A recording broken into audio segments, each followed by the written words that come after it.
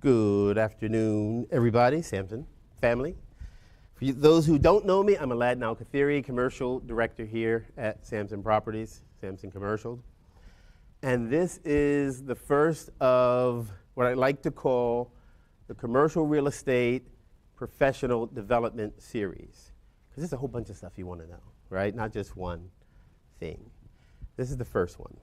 And I want to welcome all you guys who showed up here live. I like that. I like talking to other faces. Thank you for coming. And those who are streaming, thanks for tuning in. There is, let me do the clicker. There is so much to cover, right? So I want to be efficient with our time. I figure we're going to be about an hour, all right, maybe less. So let's kind of jump right in, okay? So what's the goal of this development series? It's designed to help us, me included, I hope to learn from it, gain the knowledge we need to profit from the commercial real estate industry, right? I want to make money doing this. I think you guys do too, right? That's why I designed this. But that's just knowledge, right? You have to practice in order to gain skill. That makes sense? I got books over the years, right? Oh, a lot of us do. Man, you just start putting those things in practice. That's how we actually get good at it. That's how we get skill, right? The hardest part for me in putting this program together, or even this first class, was deciding where should I start, right? Because there's so much, like I said, we have to know. And I thought about it, and I looked around and let me see how other entities that are doing training, how do they start? What do they start with? And I went to CCIM. You guys know what CCIM is, right? Who doesn't? Okay, cool. CCIM, you can get a designation within, right? CCIM, you want me to say what it is? So, all right, I'm gonna wing it. So CCIM is an organization, it's a commercial real estate organization. They teach classes. They're very well respected, highly respected in the industry. A lot of agents, CCIM, you have to take classes which cost money, a lot of money, right? It's like 4 classes. It's only 4. They deliver the classes in a week, each class, 1 week, so it's fire hosed at you, right? But you have to take these classes, and then you have to sell a certain dollar amount of sales volume within a window of time between when you finish the classes. And then there's a committee or something like that, and they decide you won this. So they make it, it's good. The knowledge is good. The organization is good. I have nothing negative to say about it. All right. Only reason I brought that up is they're doing it, and people are paying for it. And people have asked, should I get CCIM? I'm the wrong person to ask that kind of question, because my response is going to be, well, what are you trying to do? That's always going to be my response, right? So anyway, the reason I brought it up, their first class, well, they have 4 classes. The classes are commercial real estate investment analysis. Wait, no, let me back up a second. Before I get to that, let me tell you what you need to know, because I don't want to pitch CCIM, or not pitch. What you need to know in order to compete in this business is, wait, I forgot to switch I think I'm on slide 3. I'm sorry, guys. There we go. This is what you need to know. You need to be good at investment analysis. What's that mean? That sounds like finance, right? It is. If you have a finance degree, you're already good at it, right? But CCIM, a lot of folks they didn't go the college route. A lot of agents my age and older, like the ones hoping to retire soon, a college degree wasn't necessary, and it's still not. But they teach these, so you have this knowledge. You have to be good at market analysis, right? A lot of us do a market analysis for a client. We go and copy from CoStar or something, one of those companies. They do good analysis, but your client can get that without you, right? That's not a value. And CoStar is not going to tell you about this building and why this building should sell for, right? You all saw the big sign out front, right? Anybody know what they're asking for? Anyway. You have to be not acquainted. I think you have to have a good amount of knowledge about the real estate development process, right? You kind of have to know what developers do. Well, what's that look like? Because somebody's going to approach you, hey, we got this land. What are you going to do with land? You're going to develop something, right? Or be a farmer. I was an agent in Iowa, did a lot of farms. So what's that process look like? And if you wait till you get that question, you don't know. And you can't help them because you don't know how to help them. You don't even know what they need. Sales. Whatever you're doing, whatever you're selling, you have to know your product. You have to have knowledge. And then you have to have sales skills. You have to be able to sell. One of the most frustrating things, my voice just cracked, but it's not because it's emotional, believe me. Let me drink some water. One of the most frustrating things is to have a client who you've earned, you won them. They're your client. They got a question, they call you, right? You're locked in, and you respond, you guys got a good relationship going. One of the most frustrating things is to give them advice. You know this is the right thing they need to do, and they don't listen to you, and they don't do it. That's frustrating. For the opposite to happen, that's sales skills. Because why they didn't believe you, why you weren't able to convince them. If you guys saw Lynn's class earlier, all of that stuff she does is about sales. I'm jumping ahead. Every sales training, if you're not like a salesperson, like your last job, I was selling this or that, every sales training you see, I don't care who's doing it, take it. Commercial too. You see sales training out there, take it. Do the free stuff first. Right? And I'm going off script a little bit. I think the most valuable use of your time is don't wait until you know everything. Pick something. What you need to know is what you want to sell, how much they sell for, how many of these I got to sell to make this money. I'm telling you, if you start there, we can draw a roadmap with high probability of success. I don't care what the product type is. You don't have to have sold everything. I haven't sold everything. Right? The process is the same. Learn your product. You get good at it. People who buy Wendy's, they buy Wendy's. Right? People who buy CVS's, they buy pharmacy. They might buy a Walgreens. Right? CVS owners don't buy gas stations. You know what I mean? Because the investors also thinking like that. They're specializing. I know how to make money doing this. If I tweak this, I can make more money. Make sense? You got to do the same thing. Let me move on. Boom. Coordination will kick in a little while. So we're going to start with, and I'll get back to CCIM. We're going to start with analysis and investments. And that's why I picked that. That's their first one. The first class is those numbers. You got to know those numbers. You got to be able to, you don't have to have every formula like internal rate of return formula in your head. That's an Excel spreadsheet thing. But you got to know you got to know these terms, but I don't use these terms to new investors. Or not new investors, like a mom and pop, like an investor who's like me. He might or she might own one property. Or they're trying to do one property. I'm not throwing out the internal rate of return. I don't do all that. I need to know what it means. Because it's a formula that you can use to tell them this. Right? Right?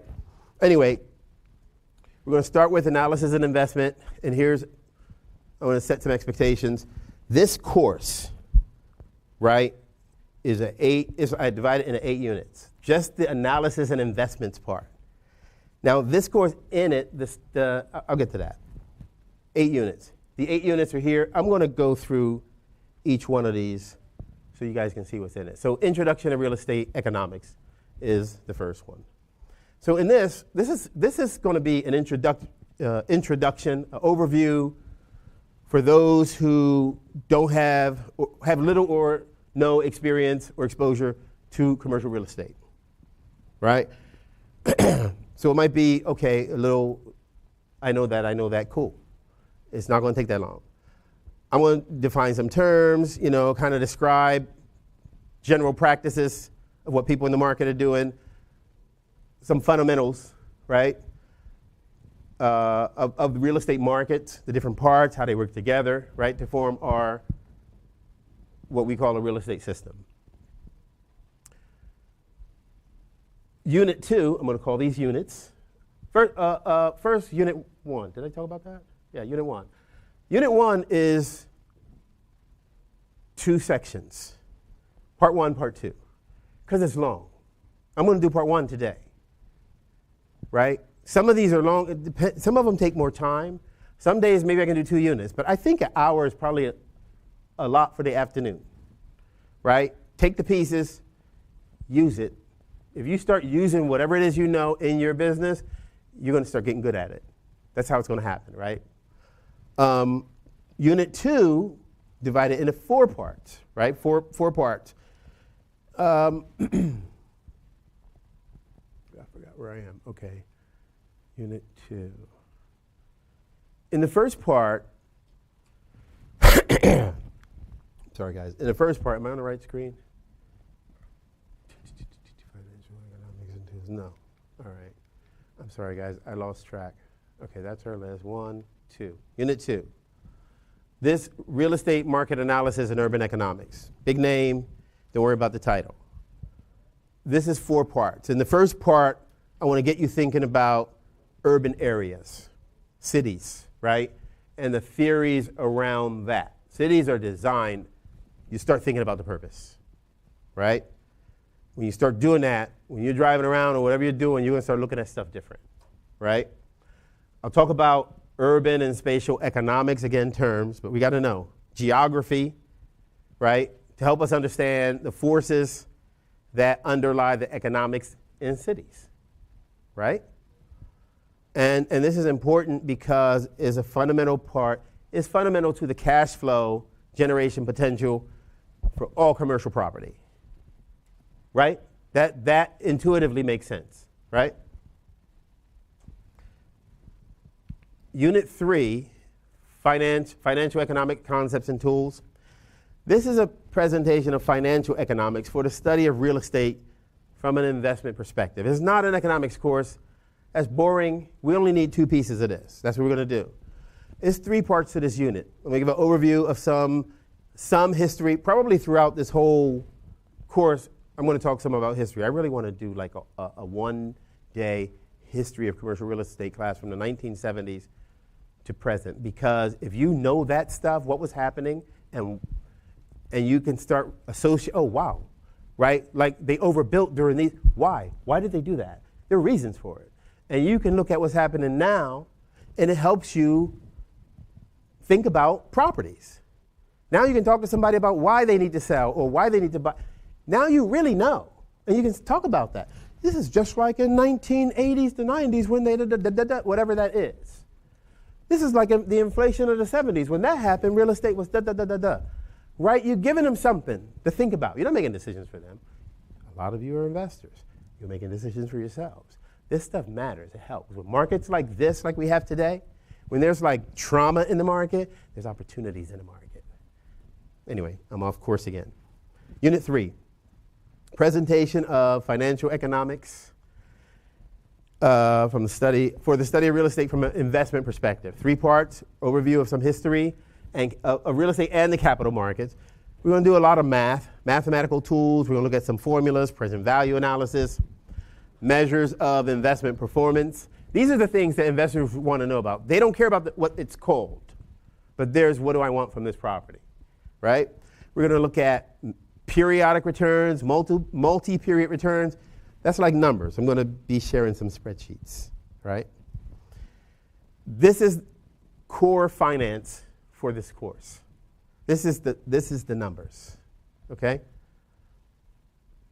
In Unit 4, we're going to get more basic principles, more concepts, more valuation methods, analysis methods, and we're going to talk about the analysis and why and all of that stuff. 3 parts to this unit, so like that could be 3 different days, right?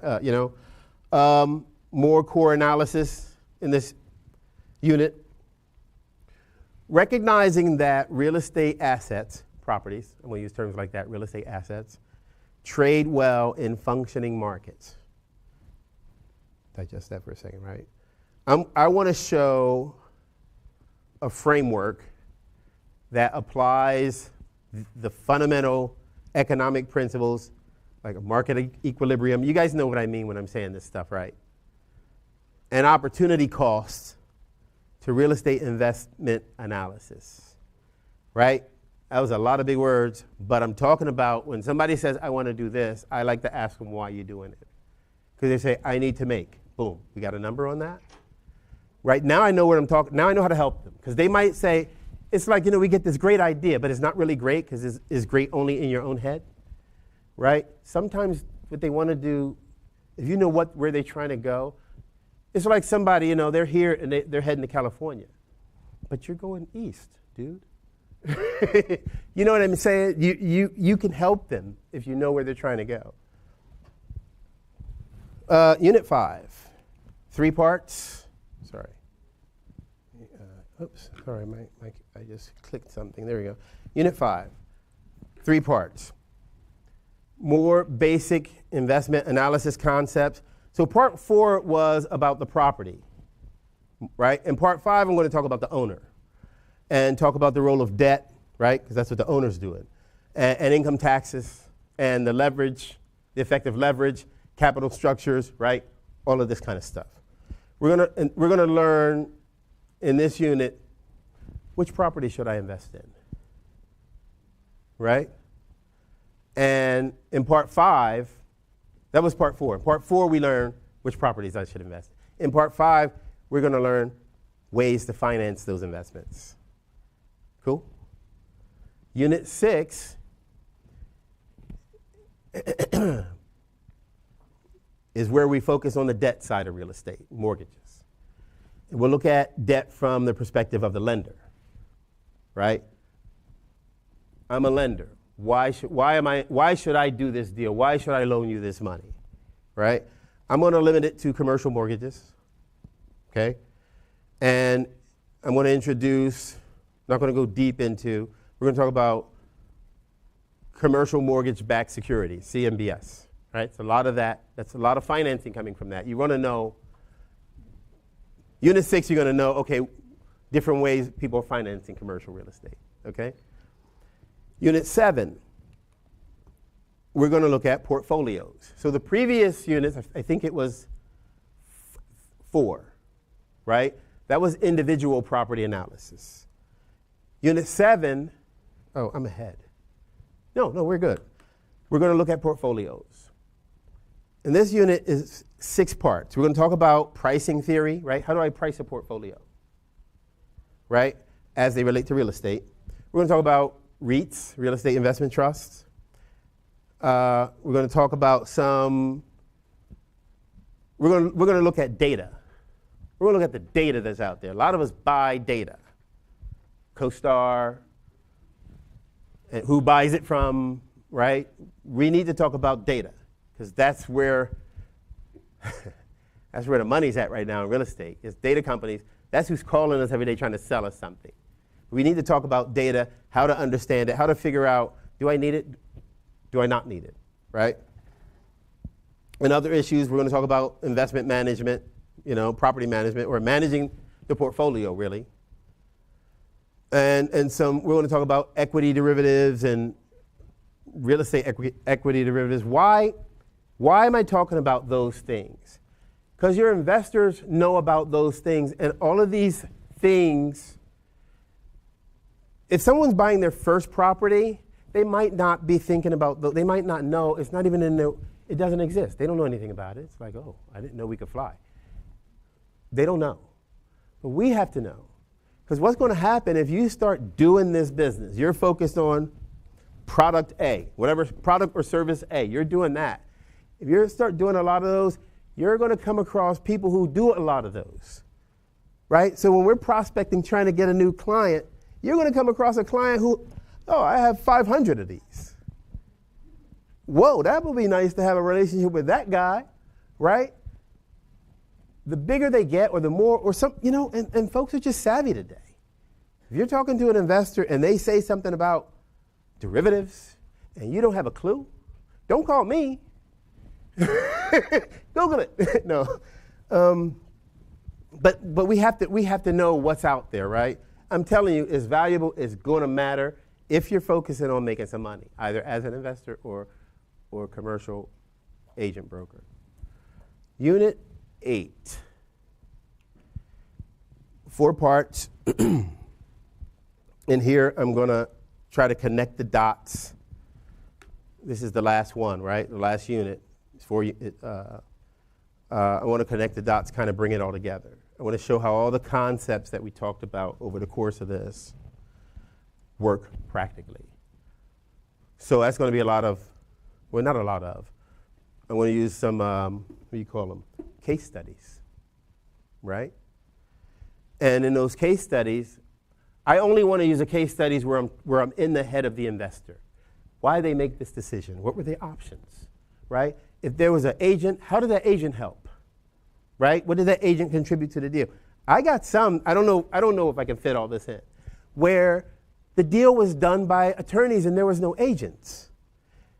But the case, I understand why. And it's not like negative about agents. It's understanding why these things, you'll understand how it's like you're playing a sport. I want to play everybody watch soccer, right?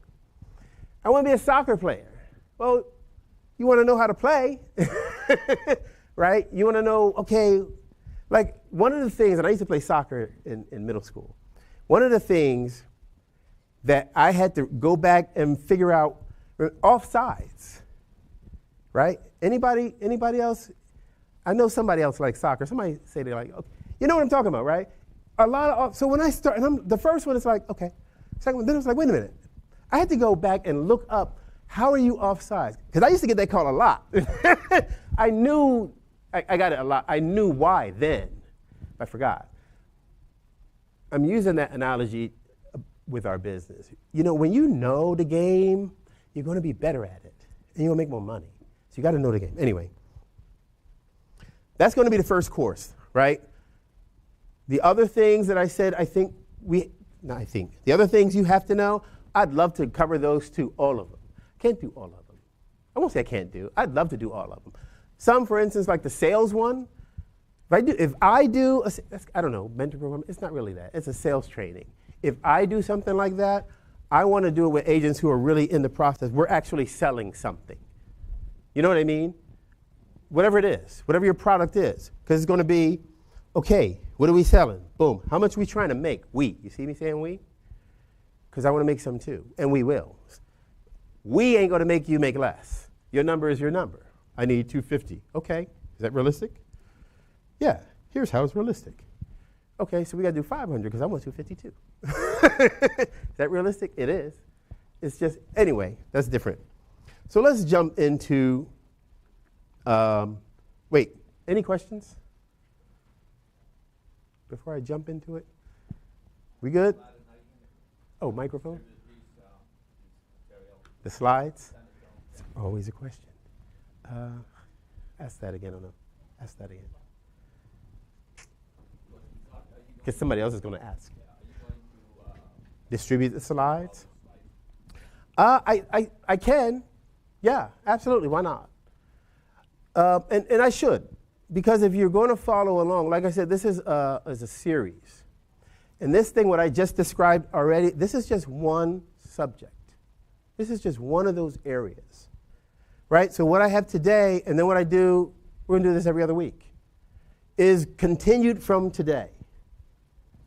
Right? It's like chapter 2. Right? All the way through those 8 units. And it'll benefit you. I'm not trying to pitch it or sell it, but yeah, absolutely, I should. But it's also going to be on the Nest. I don't know on the Nest if you can download slides. Can you download, when they do the live classes? You can? Oh, I add it to resources? Then it's going to be added to resources. Cool. All right, so I want to jump into real estate, space, and asset markets. Right? Introduction to real estate economics. Right?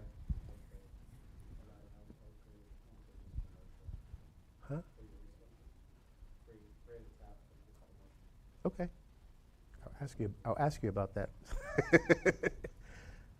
Okay. The main point of Unit 1 is to give an overview of the commercial real estate system. You'll understand what I mean by system in a minute. From an economic perspective, and to present some of the fundamental mechanics and tools that we use, or that are useful, I'll say, in the economic study of real estate in order to move from this broad overview to everyday business practices, right? And we're going to develop this understanding as we move forward. So one piece is going to connect to the next piece, to the next, you know what I mean? If you start, let's say, okay, it doesn't matter why. I just discovered this and we're on Unit 5, that's okay. You're going to hear some, okay, let me go back to Unit 1 or 2. That's why I laid out that outline, right? And that's another benefit of sharing the resource. Where he talked about that, that was in introduction, right? You know what I mean? So that would be a benefit. So yeah. I'm not going to bore you with an economics course, I said.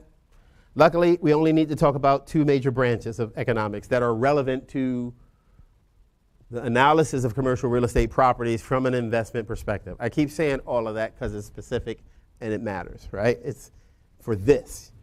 The first branch is what we call here, because they call it something else in other countries, we call here in the U.S. urban economics. And the second one is financial economics. And what I want to do in this first unit is bring both of these together, right? So I divided the unit into 2 parts. In part one, I just want to introduce the 2 major types of levels of markets relevant to commercial property analysis. And then in part 2, we'll talk about the development industry and how it links these 2 markets into a system. And then I'll present some tools to help us understand and analyze the system. So we'll start with the space market, right? The 2 markets. There's space markets and asset markets. We're going to start with the space market. Here's an outline for this. This is for today. So you see A and B and C. We're doing A today. We're going to talk about space markets today, right? It's like 1, 2, 3, 4, 5. There are 6 sections of that. I'm going to go through them quick. But I want to mention the section I'm in intentionally so you have an idea where do I need to go back to if it's something you want to go back to. And then the next time we'll talk about asset markets, right? And these are the subjects there, all right? And then I got 1.3, some summary and questions and breaks. I think we can squeeze those in at different parts. Because I'm going to need a break. You guys will want a break. This stuff can put you to sleep if you're not planning to make money. If you ain't excited about it, it's going to put you to sleep. Right? That's it. That's everything, right? If you're not excited about it, why are you coming? Question? We good? Okay. So, space market. Markets are probably the most, I'm thinking, should I have said probably? Yes. Markets are probably the most basic of all economic, social phenomena. Wow, look at those words, right? So, a market is a mechanism through which goods and services are voluntarily exchanged among different owners. I just defined more. I know you guys know that. Told you I was going to be basic. Outside of market exchange, the transfer of real property, right? The transfer of property ownership or possession was or still is in some places affected by some traditionalistic or ritualistic mechanisms. I don't say that in a negative way. I mean, it just is what it is.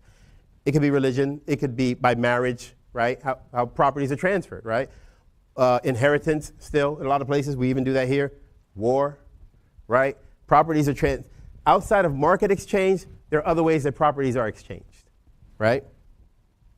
The development of a well-functioning real property market since the 15th century has been a major part of development of Western economies, right? So I want to present a basic introduction of the two major markets that are relevant for analyzing commercial real estate. I mentioned that, space market and the asset market. And I think I was already on this slide. Yeah, I'm ahead. I'll keep talking. The space market. So the space market is the market for usage of the right of real estate, right? Be it land or built space.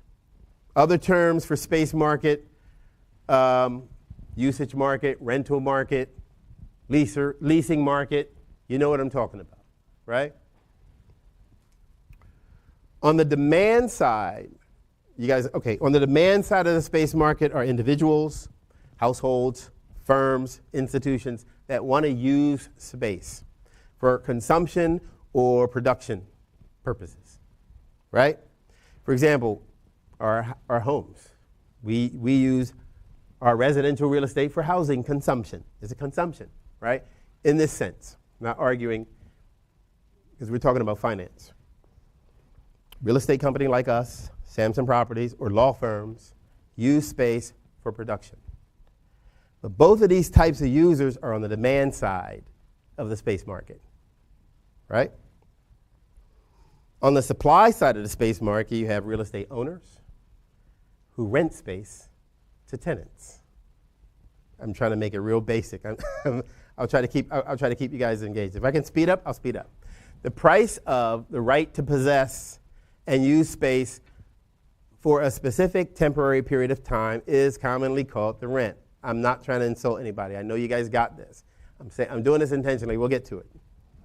In commercial real estate, rent, and I have to do this because I get a lot of questions and I get it.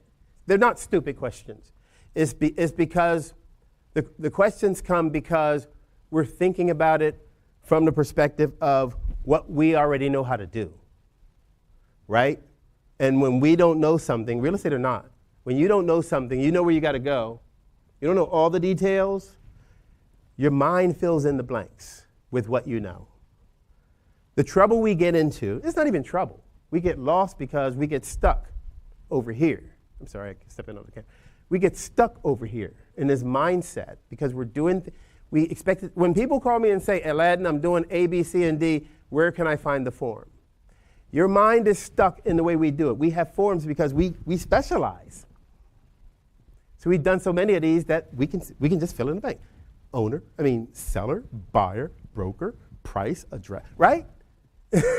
And what we're going to do for them is pretty much the same. So when you say, but when you have this thing that's not like common, I want to help my client buy or move into a dance studio. I'm not saying it's not a lot of people doing that, but it's not common for you, so you don't know. And you fill in the blanks with all this stuff. And then you call me, and your question, you don't tell me anything. You do tell me stuff. But even that, you tell me like I know everything you know. I don't know. There's no form. And it's not like,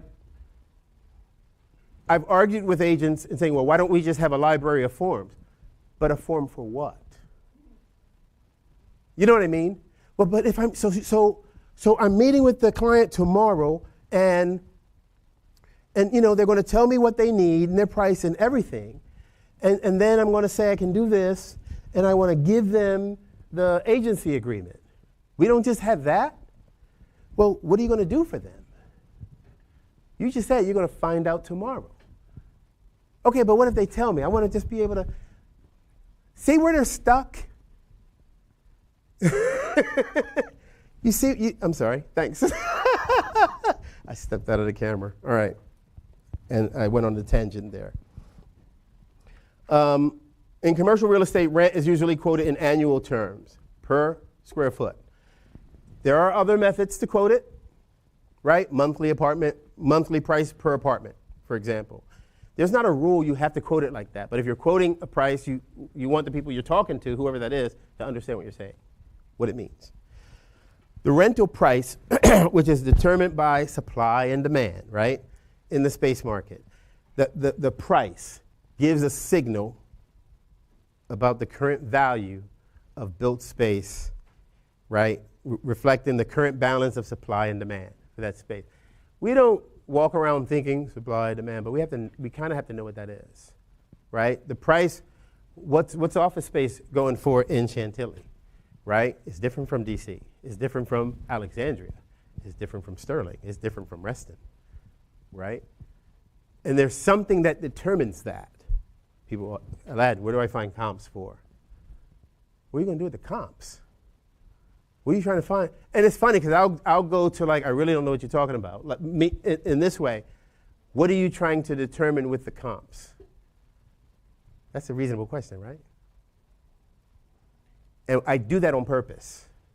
Because when I do that, it's like a deer in the headlights. I should say, I do it on purpose. Because if you get the deer in the headlights, you need to back up and think about what you're doing. It's not a deer in the headlights question. If I ask you that about a house, why you need comps? What are you going to do with the comps? I'm a new agent. Comps, what do we do with comps? You'd be able to tell me why. What are we going to do with them? How they work. Why they're something we should trust. Right? So it's not that simple. Again, a tangent. Sorry, this might go a little bit more than an hour. Supply, demand, where are we? You guys can still see this, the thing? There we go, space market segmentation. Yeah, let's go to that. So, segmentation of space markets.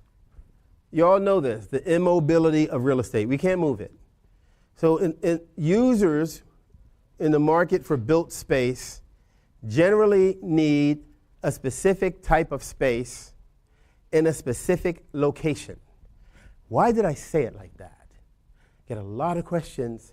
My client wants I want to help my client find a space for a beauty salon. Okay, where do they want to be? Anywhere in Northern Virginia. I mean, how much work do you want to do? Usually with that, I don't say that, what I just said. I said, how much is the deal worth? Nicely, right? Oh, I don't even know. Well, before we go down this path of finding your friend a beauty salon anywhere in Northern Virginia, you kind of want to know, because what if it's a $600 deal? And you're looking, because now you haven't asked your client enough questions, so they don't trust you. They don't even know they don't trust you, but they're still driving around. Oh, I was coming back from Stafford, and I saw a space with a sign in the window. I took a picture of the phone number and I just texted it to you. That's what you want to do? You see what I'm saying? You have to have a process. So think about it like this. So if they don't have a need for a specific type of space in a specific location, it's probably not a deal that's going to close. Now, if you want to, you can go down that path. I want to help them figure out this business. And at the end of that, you'll be an expert of how to do this. Okay, nothing wrong with that.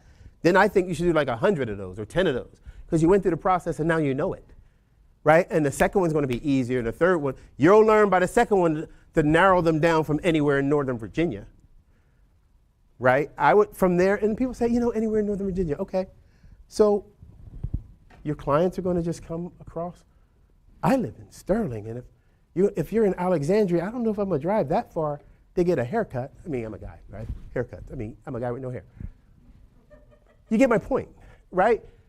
A question like that, and don't be critical. I'm talking to you guys, so I sound like this. I'm nicer sounding to potential clients because I actually read a script. Keep me nice. But if they say something like anywhere, I might ask, like that, where are your clients? Eventually I want to know, have they done this before, right? Oh, you have 3 of these. Okay, anywhere in Northern Virginia might be cool, but I still want to know why. I don't want to look at 100 properties. I don't want to show them 50. I don't want to show them 10.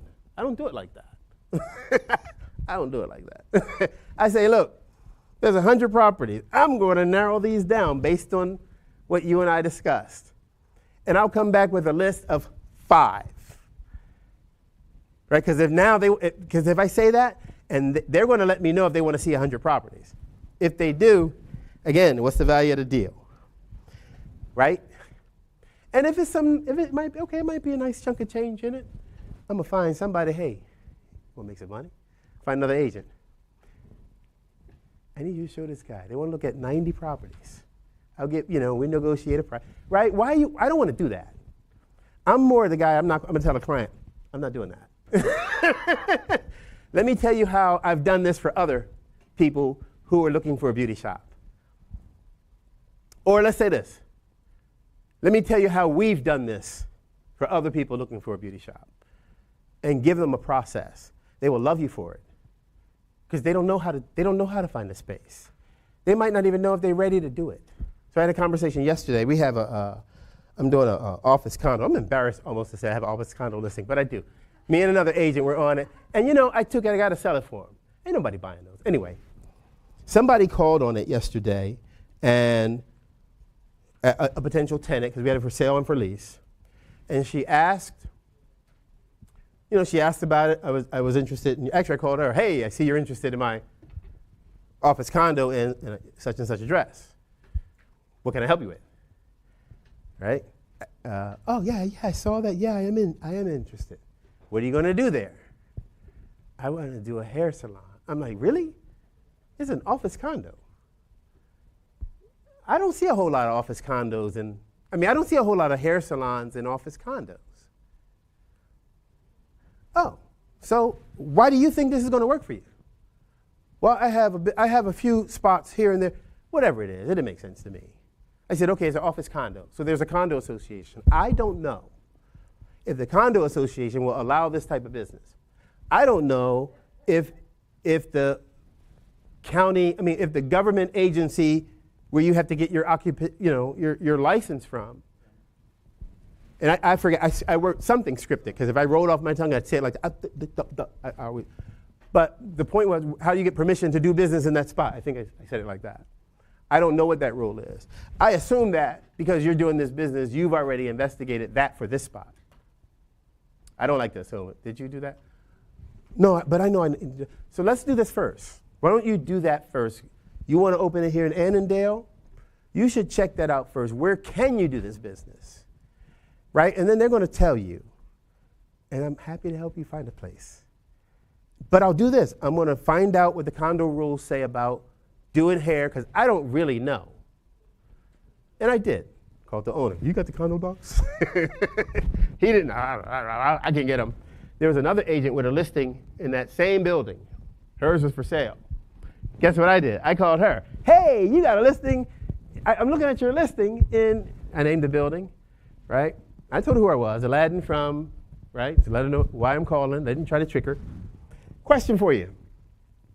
Can you do a hair salon in there? She was like, no, the condo was out. You can do one, but it has to be on the first floor. I learned something. Calling about her listing. And she's a competitor of mine, right? Called the agent. That was easy. Called the business owner back.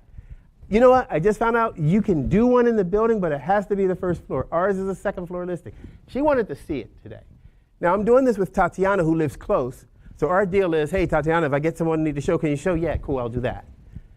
And I called her first. I'm glad she wasn't available, because I don't even want to ask her to go show somebody. This ain't going to close. Right? But I also, the agent that I called, I told her what I was looking for. She was like, you know what? I got another listing coming up in February. Lease is only 2 traffic lights away. That might work. Oh, do you mind if I connect the person I spoke with you? Yeah, absolutely. Is there a co-broke on this? I ain't scared to ask for my money. Yeah, 3%. Okay, cool, bet. Called the business owner back. You know what? So in finding out, I just found out there's a new listing coming up next month, 2 traffic lights away, right? Is this big and is this price? Give it a price. That might work for you? Yeah. You mind if I connect you with the other agent? Yeah, not at all. Before that, I talked to the business owner about my commission too. This is how I work. I'd love to help you find things, but this is my business, and I want to commit to you. I want to understand what you're trying to do. I actually say that. And then if I can help you, I'm going to tell you how I'm going to help you and how much, and that's a commitment. So just like I'm committing to you, I want you to commit to me getting paid. It's kind of like, pow, but that's what I do. Not always. I do it different ways, but I always ask about that. And sometimes, because you learn, sometimes people say, yeah, but I thought the listing agent pays you. Cool. A lot of times they do. But I'm working for you. I want you to commit to me getting paid. If the listing agent pays me, great. But if they don't, are you able to? If you're honest, you know, I'm really not budgeted for that. I appreciate that. That's good to know. Let me see if I can find. So wait a minute. I can maybe be able to still help you, but here's what you're asking me now if I'm helping you. You want me to help you find a space for ABC. I like to do this face-to-face. I don't like, oh, that's on the phone. That's face-to-face, right? You want me to help you find a space, and there are plenty of those, right? Because that's what's available. Or you want me to just look in these where the listing agent's going to pay me. You see the difference? So now they know, okay, there's a value on this. A lot of times some of these deals are so small, $600, $1,000, whatever your number is you need to make is lower than that. And you need to be able to get your way out of that. I'm sorry, I'm way off on a tangent. That's not part of this.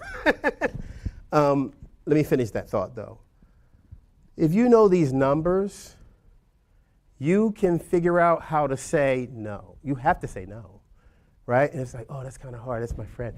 You gotta figure out the script to know, whatever that is for you. And practice it, rehearse it. Rehearse it with your wife. Rehearse it with yourself in the mirror, right? For me, it's just like, nope, nope, nope. I don't do that.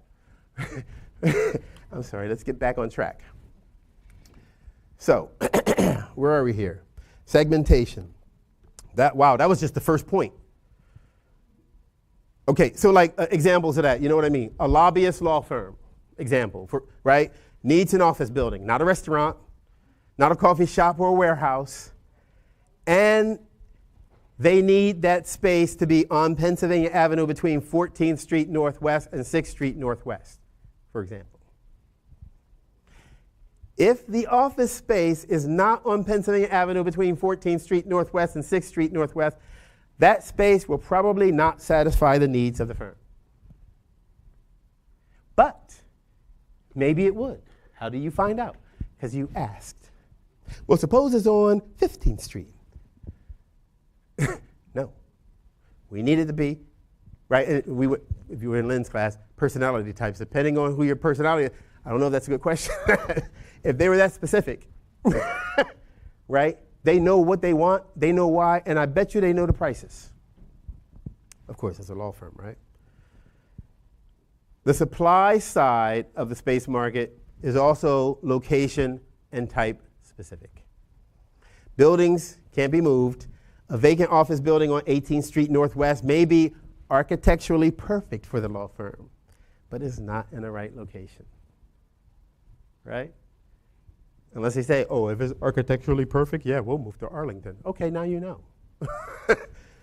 Buildings can't easily change their type, right? From a retail shop or a grocery store to an office. Yes, it's done. It's not easily done. From an office to an apartment. Some buildings have been converted, right, from one usage to another, but these kind of conversions are rare, right?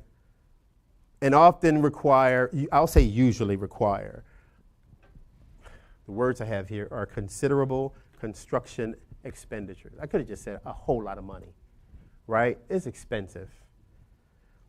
Now, you know, there's always exceptions. I don't know if you guys were in the, thinking about real estate back then, between 2003 and 2005. It's a huge condos. That's when condos was, right? It was a condo conversions. Everybody, it was crazy, right? A lot of them. And that was relatively easier because they're similar physically, right? They're both kind of like apartments, right? But even in that case, there were some barriers. There were some expenses. They had to get approvals, right? And then the collapse in the condo market that came before the collapse in the owner-occupied housing market, right? After 2005, 2006, led many condo development projects. They were trying to go back. Right? I don't know why I mentioned that. I said I was going to say some history. Because both supply and demand are location specific, real estate space markets are highly segmented. You know what I mean by segmented? They're different. There's a difference between this one here and that one over there, right? Space markets tend to be local. We're talking about space markets. We're talking about the users of space, right? Rather than national. And specialized around building usage categories. I want a grocery anchored shopping center. It's different from a mixed use building, office and apartments upstairs, or from an office property, right? Segmented, meaning this is different from that. And they're grouped in these categories, right? I know this is basic, but if we think about this when we're out there, I'm just trying to put us in another mindset, right? An example. The market for warehouse space in the 28 South corridor, that's where we are, right? 28 South, right? For example, exists as a functioning market. Our prices are kind of similar. The warehouses over here are going to be similarly priced, right? The market for warehouse space in the United States as a whole, or even the Washington, D.C. metro as a whole, does not really exist as a single space market. The prices here are different from Pennsylvania Avenue in PG County. They're different from, prices here are different from Sterling. It's different, right? Not just price, even what they're doing there. What type of economic activity is going on there? Segmented. So, and this is different in contrast to like nationally integrated markets. Gasoline, cars, financial capital, money. Because these are homogeneous commodities that can be moved from here to there, right? Some of these new used car companies, I can't think of one right now, but you can go online and, oh, I like that car, and it's in St. Louis. They can just bring it, right? You can't do that with real estate. This is important because this adds to price. When people say comps, oh, I got this building, Aladdin, can you just tell me where I can go? I got CoStar. Just tell me how to pull some comps. Okay, all right. Go to this page. Here's your search criteria. Which one you want to use? I'll show you. And you're going to get buildings, and this building might, oh, this is exactly like this one. It sold for $4 million. Wow, my client was only asking for $2 million. Your client probably knows what he's doing. You don't. Right? Because of space market segmentation, rental prices for physically similar space can differ widely from one location to another, from one type of building to another, right? In virtually the same location. For example, gross starting office rents on new leases in DC's Central Business District as of yesterday are $52 a square foot. Okay? While space in a similar office building here in 28 South submarkets, it's $25 a square foot. Right? But somebody's willing to pay $52 versus $25. They have a reason for that. Right? Segmentation. In the same way, apartment buildings provide their owners with an annual rent of $2.40 per square foot. Who prices apartments like that? We don't. We say per door, right? But $2.40 per square foot in the D.C. metro. That's all of this. D.C. and its suburbs, right? While retail buildings in that same wide area are yielding $31 a square foot on new leases. Segmentation, right? Some of this is valuable when you start thinking about, well, what should I specialize on in, right? Because you can't do it without looking at the money side of it. Oh, I love office condos. But you said you wanted to make $300,000. Okay, cool. So you have to sell, we do our math, 150 of these. I just made that number up. You ready to do a plan? I'm not going to tell you can't do it. You excited about doing it. It's a lot of transactions. You know what I mean? But you'll have your reason. It's not like you shouldn't do this, you should do that. The office buildings in 28 South submarket can't, I'm not going to say that again, be picked up and moved to DC because that owner wants to make more money, right? It don't work like that, right? And apartment buildings can't be easily converted to shopping centers. It don't work like that, right? Not that quick, not easily. Next slide. Am I in the right place? Demand, supply. Dun, dun, dun, dun, dun, space market. I don't know if I'm in the right place. No, we're not there yet. Okay, the economic law of one price says at any given point in time, the same thing can't trade at different prices, right? This building today is not going to trade at two prices. It's going to be one price.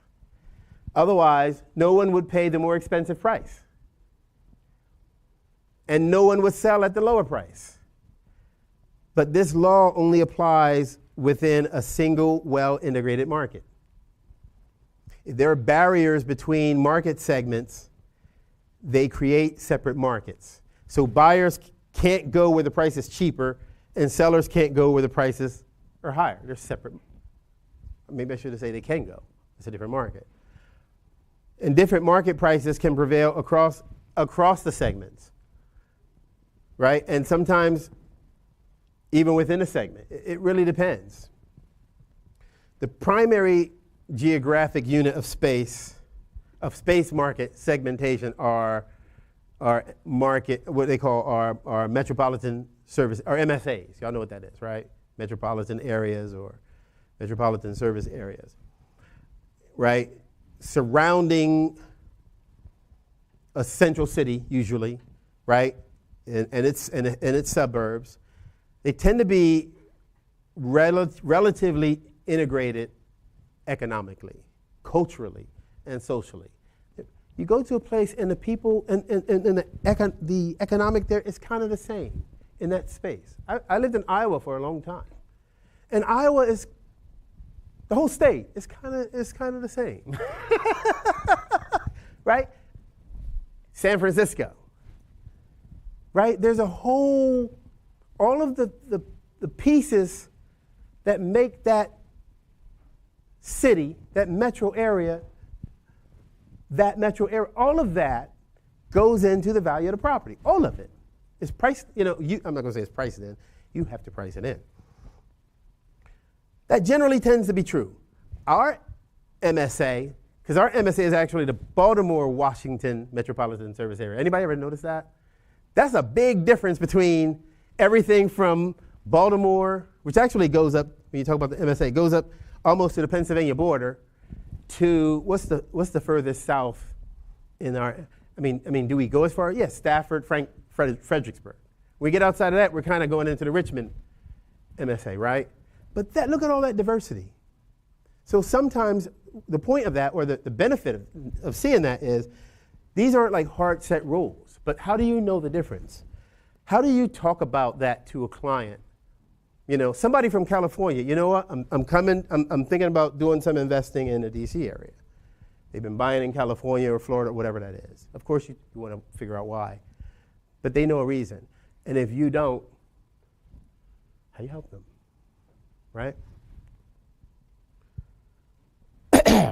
By definition, most points within a metropolitan area are more or less within commuting distance by car, right, of most other points in the area. This is by definition. Again, I have to qualify that statement also by saying that whatever is considered commuting distance is also defined locally, right? For example, I keep mentioning Iowa. When I was in Iowa, it was common for me to get in the car and drive 2 hours to the next city. It was common. It's a 2-hour commute, but there was no traffic. 2 hours was like, if it was 60 miles an hour, it was 120 miles, right? I used to drive from Ames to Des Moines, 35 miles. I was still working in telecom at that time. I used to get to work in 35 minutes, right? From this office to BWI can be 2 hours. On a good day, it's an hour and a half, right? So the definition is the commute by car. But here, we know There are some more nuances to that, right? I'm saying this stuff on purpose. Because when we start looking at market analysis from CoStar, I'm not saying any of these companies, CoStar comes out because I have CoStar and it's the top of mind. They're doing a good job. I want to be like them. But if you're just taking their data, they're the bird's eye view. They'll tell you they have a beautiful report about the DC market, retail, off, whatever it is. But it's not this building. Can they tell me what's happening on this road? Right? If I owned the next building, I'm not even sure what direction we are. Okay, which way is 50? Somebody point me to the right. 50, okay, that way, the next building, right? This building for sale. When somebody buys it, depending on what they do with it, is going to greatly affect, not a little bit, not maybe, is going to affect the value of that property next door, right? Intuitively, we don't know how, we got to do the research. But CoStar is not going to tell you that. They don't, it's not like they can't. Right? You can probably, I don't know, maybe somebody, hey, you know what, they saw this, what's going on? They're going to give you some numbers and throw a spreadsheet and average, whatever that is. My point is, this real estate is local. I think I said that, right? Even within our metro, like I mentioned, there are some real important geographic submarkets that exist because of where they are. Like I mentioned, downtown DC, the central business district is different from submarkets in the suburbs. This is different from other submarkets in DC. Central business district is different from Georgetown, right? So even within a single metro area, geo-segmentation of space exists. And I think now that I talked about it, you guys going to drive around, you're going to start noticing stuff. Oh, sometimes you can drive and notice, okay, I'm in, right? Okay, major types of space markets for rental property, of course you know that, office, retail, industrial, multifamily, residential. There are other smaller, more specialized markets that exist, hotels, health facilities, self-storage, a whole gas stations, right? There's a whole variety of other things. Because each of these markets have different types of firms or individuals on the demand side, right? That's why I talk about demand. Who are the demand? I want to work with buyers. Which ones, right? On the demand side, wanting to use the space and different physical, locational, and architectural requirements on the supply side, the real estate industry serving these various space markets also tends to be segmented. Ooh, segmented is another word for specialized, right? Because they're different. Individual real estate professionals tend to specialize in serving one market segment or another. They're not all over the place doing some of this and some of that. Real estate firms, such as the national brokerage firms that do encompass more than one market segment, they tend to be organized into divisions that focus on the various segments. Supply and demand. This is the supply and demand screen. Sorry, guys. Anyway, I'll share this with you. I'm not good at doing both. I'll try to get better. Supply and demand and rent in the space market. So let's look back at a specific historic real estate space market and see how the economist's basic concept of supply and demand and market equilibrium can help us understand what's going on. I want to know, can we do this video?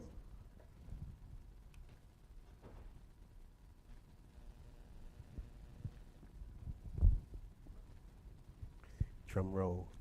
Oh, it's a water break.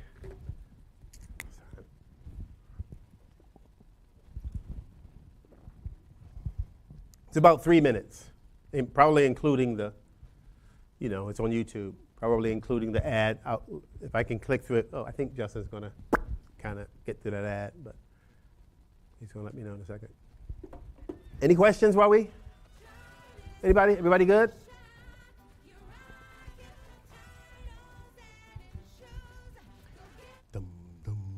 Should have music. That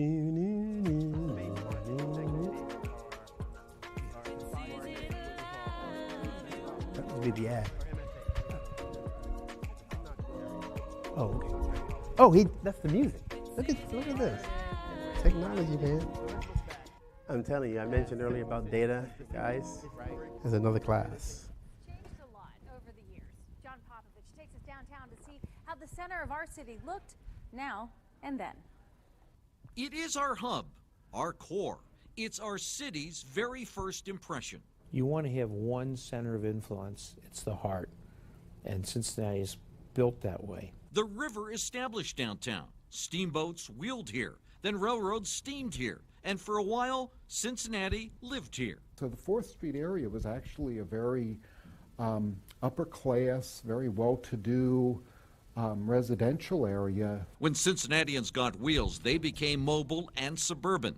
Downtown, though, was still the place to shop. 5 department stores at one time. But then you build a shopping center with all sorts of free parking and a huge variety of shops in one place, and it's really hard for a downtown to compete with that. Downtown, if nothing else, is subject to change. Fountain Square once stood in the middle of 5th Street on an esplanade. The genius of water has been packed up, polished off, and relocated a few times. And so were the businesses and theaters, torn down in the 60s. With new visions in the 70s, a skywalk for walking around, a brand new stadium for celebrating championships. Quirky TV shows started with scenes of Cincinnati's downtown. It allowed us to share our message and who we are with the rest of the country. Downtown was famous, but struggling, like most downtowns. Was it safe? Was it relevant? Was it necessary? David Mann was mayor in 1981 when a Cincinnati 2000 study said, if you want this downtown to be all that it can be, you need to focus not on shopping and retail. You need to focus on downtown as a place to live. It didn't happen right away, but it did, and it's happening now. People are looking for smaller spaces, more manageable, more affordable. John Barrett of Western and Southern thinks housing will continue to grow because it's close to work, to restaurants, to sports. Plus, world-class arts and entertainment within a walk, not a drive. His company is and will continue to invest heavily in downtown. It built the tallest and the most recognizable building in town. We believe in downtown. We've invested heavily in it, and I think it's worked. Downtown Cincinnati, it remains a work in progress. It's our front porch, and it has to be painted once in a while, and other things have to be done to keep it on the leading edge. On the whole, I think downtown Cincinnati looks fantastic. Now, right now on WCPO.com, you can see how much. So I shared that for a reason, right? Because it's like commercial real estate is connected to stuff that's happening, right? And there's a why stuff is happening, right? So here's where I want to go.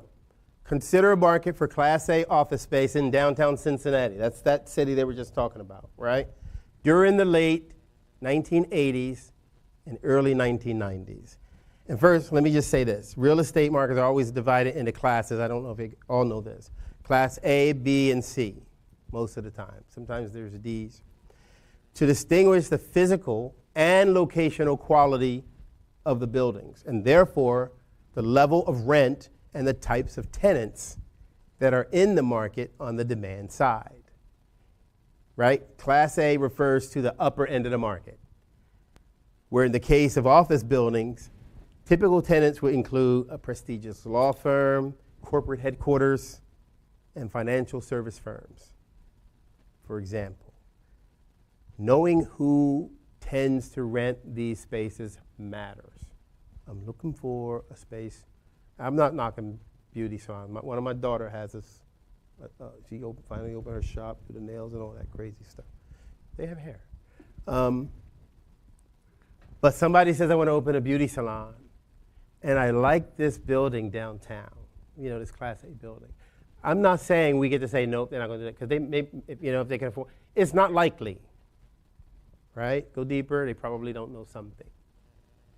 I've seen hair salons in Class A buildings, by the way, so don't, I just use, you kind of get used to knowing what makes sense in a deal, right? And I think you need to know what makes sense before we start getting creative, right? Okay. So I selected this particular historic period because of the value, I think, in illustrating a boom-bust cycle, right? You saw them, you heard what they were talking about. Cincinnati, you know, they've been going through it, and they're working on it. All right, in space markets. So from the 70s to the 80s, office employment, right? Think about what we were doing economically. Office employment grew substantially in downtown Cincinnati. It went from about 24,000 office workers in Class A buildings in the 70s to, by the mid-1980s, there were 30,000 office workers. Where'd that come from? Why did it happen?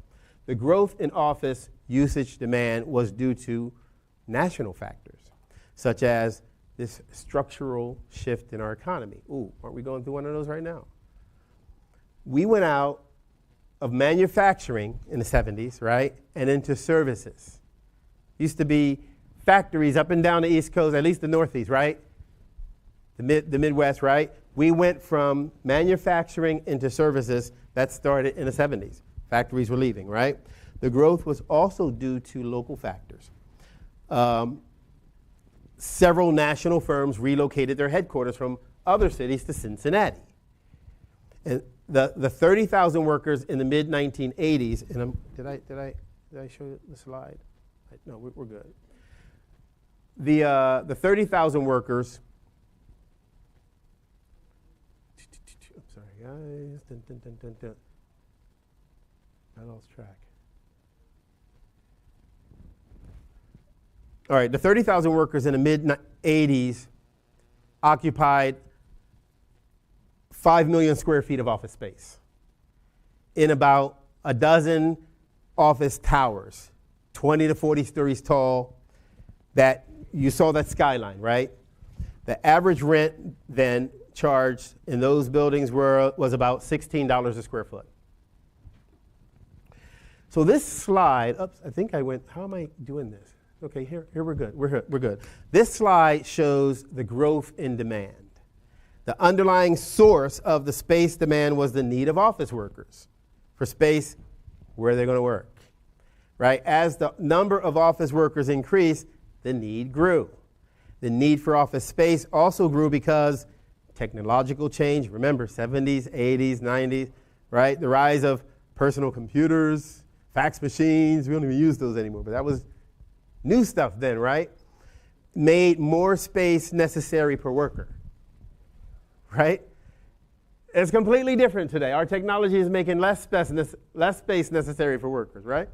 The growth in Class A office demand is represented in this slide by the movement up and out to the right, you see that, of the demand function line. So when there were 24,000 workers to the time when there were 30,000 workers, you see how it moves, right? And each point of that line connects with the rent amount and go down, and that's the office demand, right? But you get the point of the slide. And then increase further to 36,000 workers, for example.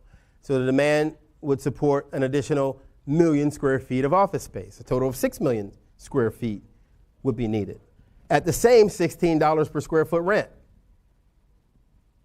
right? Increase in demand refers to potential tenants being willing and able to pay higher rent on average for the same total amount of space in the lease market, and the same to more total space, the opposite side, that they're going to let go at the same time. And a reduction in demand would imply the opposite. So the demand function that you see here looks like the classical demand function of economic theory, right? You have a downward sloping continuous line that moves up and to the right as the demand grows. This is a typical demand function in the space market. The supply side is a different story. The supply side, the supply function in real estate space markets doesn't look like an upward sloping continuous line that we saw in the demand side, right? The supply function shape, right? This is more accurate what supply looks like. It's kinked, right? We call that kinked. It implies, the implications are important to understand the functioning of the space market. So when economists depict the supply function as being kinked, meaning that it's not continuous. It has a corner, right, and a break in it. It starts out as that vertical line, right, at the current quantity of space. That bottom line is quantity, right, in the supply market. In this case, 5 million square feet.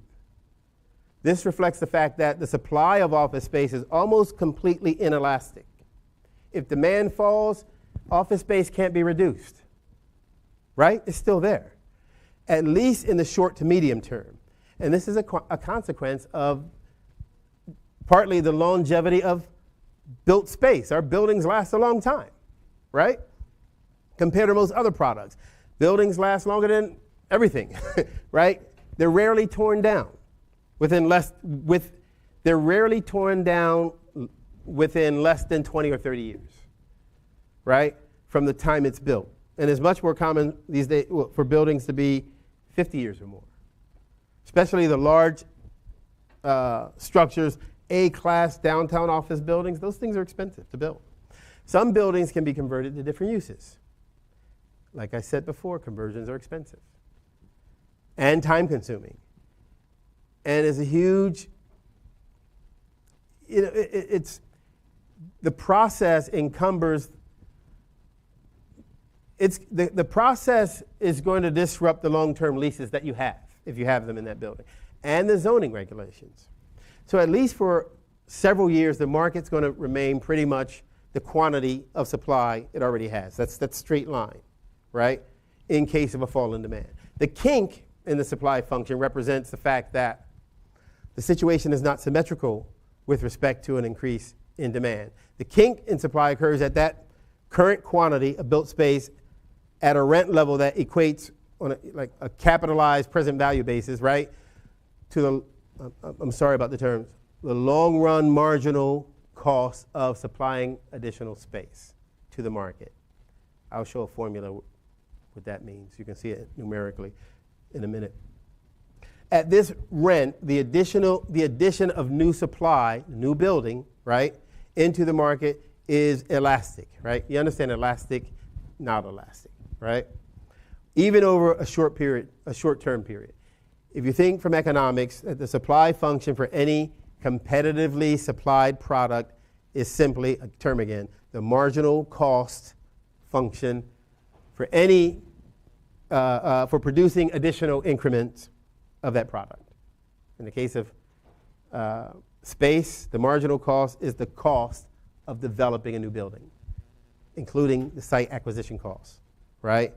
The construction costs, the profit that's got to be built in for the developers and so forth. The level of rent that's just enough to stimulate, I'm going to get back to this picture in a second. The level of rent that is just enough to stimulate profitable new development in that market is called the replacement cost level of rent. And this tends to be the long run equilibrium rent in the market. If rents are said to be below replacement cost, right, in the market, it means that developers can't profitably undertake new development in that market. If rents rise above the replacement cost, new development is very profitable.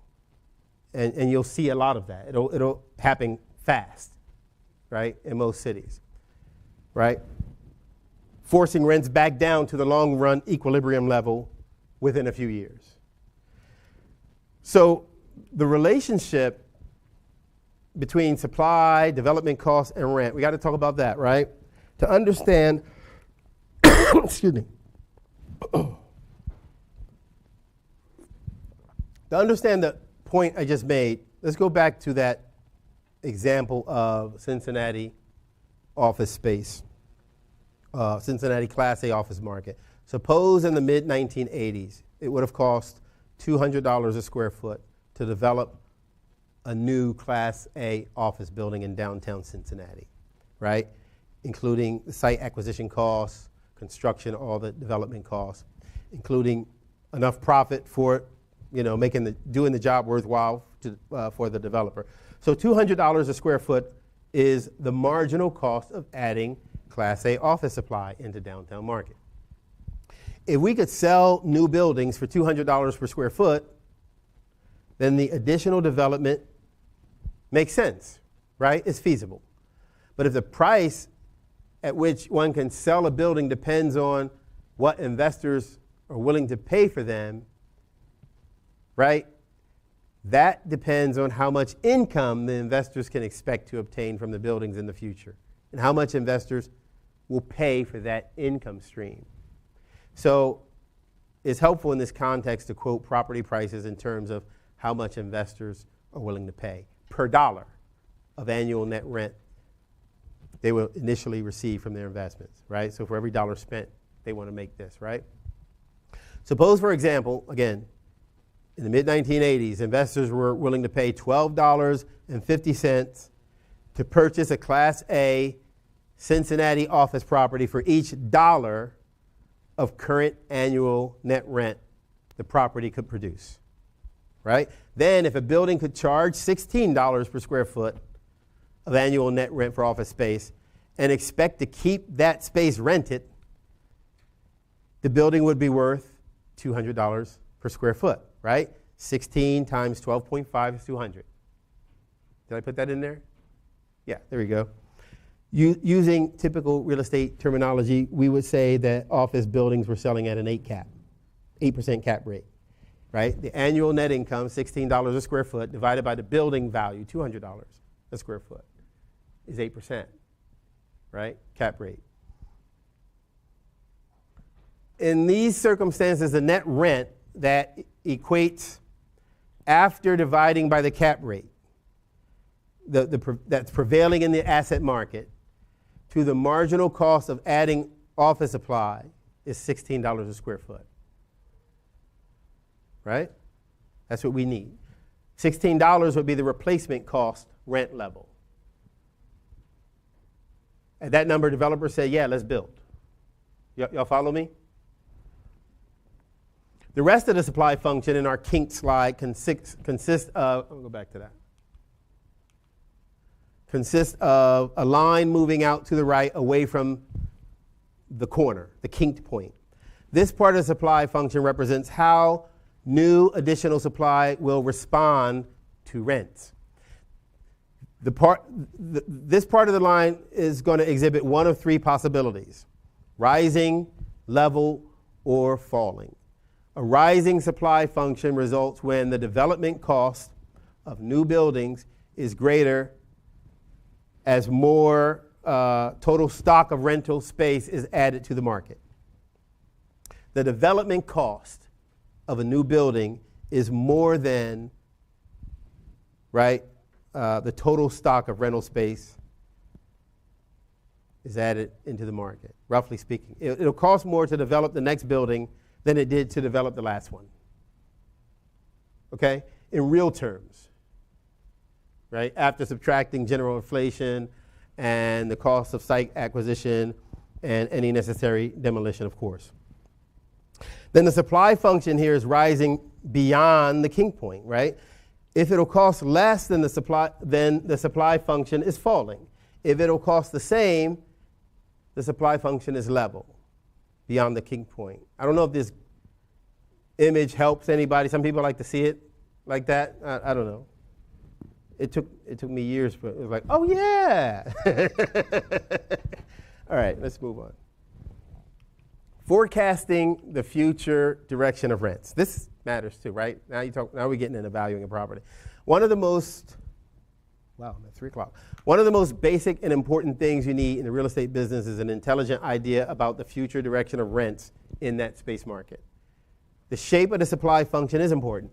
It determines the level of real rents as demand changes over time.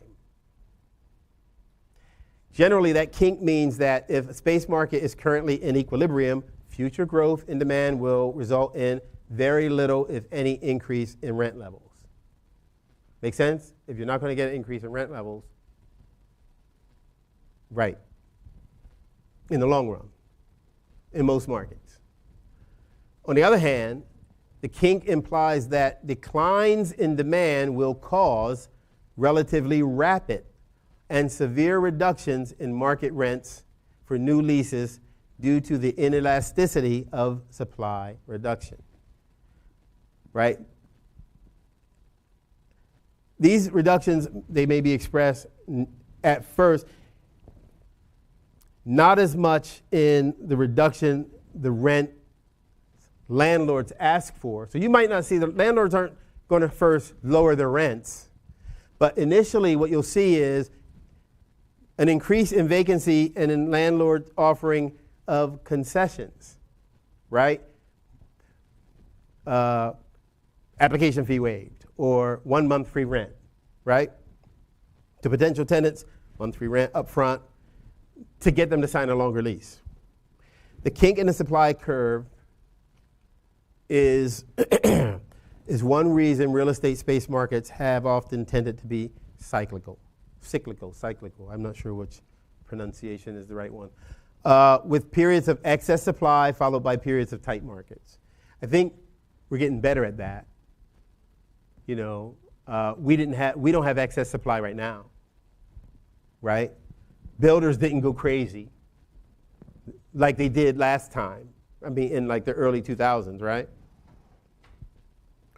So a modest example of this did happen in the Cincinnati office market in the 1980s. Developers in that market anticipated even more growth in office demand. And they built an additional 1 million square feet of new office space, right? So they went from 5 million square feet to 6 million square feet. And this change in supply it's indicated here in this picture.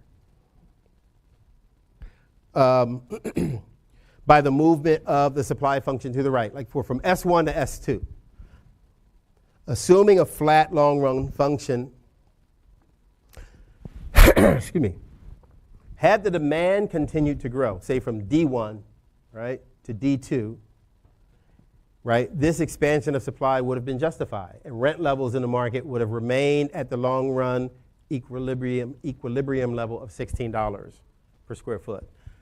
But what happened in many real estate markets in the late 80s and 90s, the supply overshot the demand. They built too much, right? Demand growth never materialized, right? And again, when I do that historical, there's some reasons for that. If you think about the 80s and the 90s, right? The economic side of that, other than the disco and the cool haircuts, right? And the shiny, never mind. The market kind of got stuck with the same demand function, D1. The market was stuck at D1 in Cincinnati, combined with the new supply function of S2. So this caused market rents to drop to around $13 a square foot. During this general economic recession, 1990-91, right? And then corporate downsizing was happening, right? Demand for Class A office space in downtown Cincinnati actually fell from its previous level to D0, resulting in market rents temporarily in the $10 per square foot range, right? Why are these things seem like, well, office is a good example for this because typically, at least back then, and even now in most cases, office leases are very long, right? So this, going from $16 per square foot to 13 to 10 during the term of your leases? And even worse, what about the other way? You have long-term leases and it went from 10 to 16. You got tenants paying 10. Right? Anyway, with demand at D0 and D1 to apply at a level such as S2, I'm slowing down here because I'm looking at them too. See where these D1, D0, S2, the market rents are below their long-run equilibrium level. Rents are below the level that can support new development, right? The rents are below replacement costs. At this point, the space market is ready for a surge in real rents if demand starts to grow again. Until rents rise back up to that long-run equilibrium level, the inelasticity of supply works in favor of who? The landlords, right? When demand is growing, because that enables them to raise rents. right? And these may manifest at first as it's going to look like filling up vacancies, right? And the rent concessions going away. What happened to those first month free, right? That's how you're going to see it at first, right? A long time before you see price changes. By the late 1990s, the Class A office market in downtown Cincinnati was back up to, that long-run equilibrium rent level. Anybody need a break? We're almost done. Almost there. Is the supply function rising level or is it falling? The principal cause of a rising supply function is the cost of land. That's the main ingredient. In the space market, this is caused by, of course, the scarcity of land, right? In the presence of a growing use demand. And this is going to result in increasing rent in that location, as space users are willing to pay more in real dollars per year for the use of the same location, right? And I'm defining location rent as that portion of the rent that's attributable to the economic advantage provided by one location over another because of a particular location. That $52 a square foot in downtown DC versus the $25 here, right? The difference between those two numbers, that's the location rent. Make sense? By the way, it's possible for land costs to rise as a result of effects within other major relevant markets, right? Real estate asset markets. And we'll talk about the real estate asset market in part 2. The real cost of building construction, apart from land cost, doesn't usually increase over time. Doesn't usually increase over time or from one site to another. I know the last 5 years, said right? Maybe I should say almost 10 at this point. But usually, construction costs have been stable. We've had some shocks to the system that's making our construction costs high right now, right? Even in residential, it's the same, right? I feel like I need to define real costs, real prices, that word real. In general, the term real prices refers to prices quoted in constant purchasing power of dollars after removing general inflation or deflation.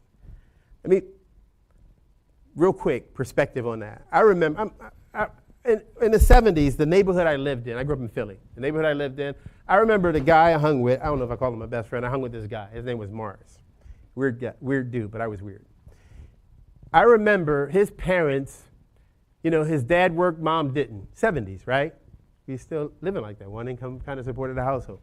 The average price of a home in my neighborhood was like $300,000. No, it wasn't. I'm sorry. It was like $30,000 for one, right? And I remember his dad used to drive a truck, and they had a really nice house. Had remember the minivans? Was it minivans? CBs, all that. They had all the toys. And he only made about $200 a week, right? Purchasing power. We went to the market, spent $50. We had food for the week. Y'all know what I'm talking about. So real cost. So as your purchasing power, what you can pay for with that same, what a dollar will buy. I mean, we went to the corner store to get a candy bar, a Snickers. It was 25 cents. I remember when it went up to 50 cents. I'm like, 50 cents? What? Right? What are we paying for now? $2. Purchasing power. So real prices. So it's quoted, that's constant purchasing power dollars after removing general inflation or deflation. So the real cost of building construction away from land costs usually doesn't increase over time or from one site to another. I think we're in an adjustment period now, and it's going to settle somewhere, right? And that's going to probably stay. I mean, you get small increases, small decreases, but it's going to generally be the same when it settles. However, if demand keeps growing in the face of fixed land supply, the real price of site acquisition will rise. And this will add to the cost of development. This is important, though, because at the end of this, we're going to talk about development a little bit and how to look at that. And when you're having a conversation about that, if you're talking to a developer, you'll kind of know what what they're talking about, what you want to talk about, or why you're even there, what you want to know. You can have these conversations, right, in a real good way. one way this happens is as more space is built in the market, the remaining supply of good buildable sites becomes scarcer. Sounds obvious, it is. Construction is more expensive on remaining unbuilt land sites that are hilly or swampy, right, or less desirable for other reasons. Construction is more expensive. And when new construction is undertaken on a site that already has a major existing structure on it, this adds to the site acquisition cost, right? Oh yeah, the land's worth more, I want to sell it for a higher price. Not only must existing structures be torn down, but the opportunity costs, right, represented by the present value of the potential future income, because that's why we're going to build it, right, that the existing structure could otherwise generate is a major part of site acquisition costs. In other words, if I'm going to buy this site, it's going to cost me something to tear down this building, right? You're adding in all of those costs. That, right, and everything else that goes into it, the construction costs, the development costs, the profit, all of those things. But for these reasons, it's possible for the supply curve to rise to the right of that kinked point, as we saw in our in that kinked diagram. It's also possible for the supply curve to decline to the right, and this happens in areas where the location rent, remember that difference between the price per square foot in Chantilly versus DC, right? The location rent is declining over time in real terms, such as when a location is losing its relative centrality. So there are cities or metro areas where that central city was the central city, right? Why? Because office properties were there, right? Our suburbs grew because we had less need to be in the CBD. We saw a lot of this real fast during COVID, right? People left the central business district. I don't have to be there. I can Zoom, right? Technology, right? So, so basically in the last half of the 20th century, traditional CBDs of a lot of our metro areas lost value relative to suburban locations. Pretty much all of them. Pretty much all of our central business districts. If you go back to segmentation of space markets, that section, I made a comparison about downtown office rents in DC. Well, the downtown office rents in DC versus 28 South, right? Better yet, another example, downtown office rents in Chicago and New York in 1992. These averaged $23 a square foot for Chicago and $33 a square foot for New York, right? Almost 20 years later, in 2010, Class A office rents in downtown Chicago were $26 a square foot and $38 a square foot in New York, right? So Chicago went up $3 a square foot and New York went up $5 a square foot. That don't seem like a lot when I'm saying 33 and 38, but we're talking about per square feet, right? And we're talking about office. So they might, like, how much square feet is this space we have, right? It's a lot, right? So imagine, all right, that's a lot of money, right? But then think about it. That was a long time. That was almost 20 years, right? Our price has changed in the last 3 in a huge way, right? Same principle. And at first glance, this might look like growth. And in nominal terms, it is, right? Because 23 to 26, the numbers, right? Nominal terms, it is growth, right? But if we remove the effect of general inflation, right? The 2010 rents expressed in constant purchasing power, let's say $1992, right, was $17 a square foot in Chicago and $25 a square foot in New York. So in real terms, it was a decline. Make sense? When an investor's looking at their investment, the smarter investors, the more savvy investors, they're thinking about real terms, especially now. When we're talking about inflation, investors are thinking real terms, right? Why are we trying to figure out what inflation is going to be next year? Why do we care, right? And we use that information to decide how much of a rent increase should I be doing over the period of 20 years or 10 years. and when. All right, anyway, in general, the development of technology, right, from the automobile, transport infrastructure, telecommunications, personal computer, internet, smartphones, right, all these things have reduced the relative value of central locations compared to peripheral ones, right? This has caused the reduction in real level of long-run equilibrium rents for a lot of types of commercial properties in this country. The evidence suggests that in typical or average space markets in the US, right, it's a lot of different markets, average, the long-run supply function is tended to be nearly level beyond the kink point. Okay, qualify this by saying the data I'm looking at was up to about 2010-12. I didn't do, because the data between 2012 and today is completely different.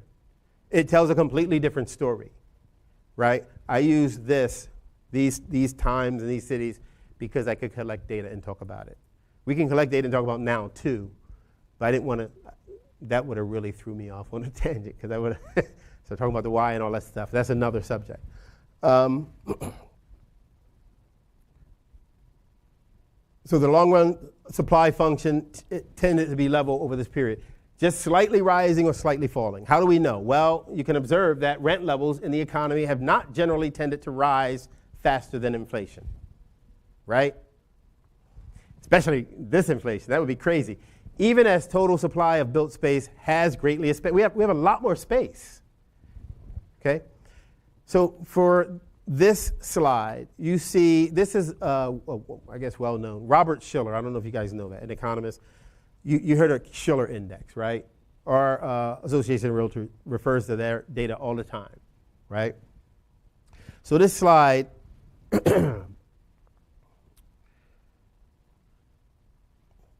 I'm skipping all this. I was going to say a lot about him, but who cares? This chart traces home prices adjusted for inflation over 120 years, 1890 to 2010, right? I'm looking to see, I left off, I didn't explain the color. Oh, yes, I did, I have them labeled. Okay, so you see that despite the ups and downs, right, especially the down periods from 1920 to the 1930s, right, you know what was happening, right? And then you see the bubble of 2000, right? Look at that spike, right? But the overall net direction of the index is essentially flat. This means that the real house prices have not been increasing on average over more than a century. Now, we say that to somebody based on his last 5-10 years. You're like, no, you're wrong, dude. Remember, I intentionally did not include data from 2011 to really 2010. Because really, it's hard. You really can't explain what happened.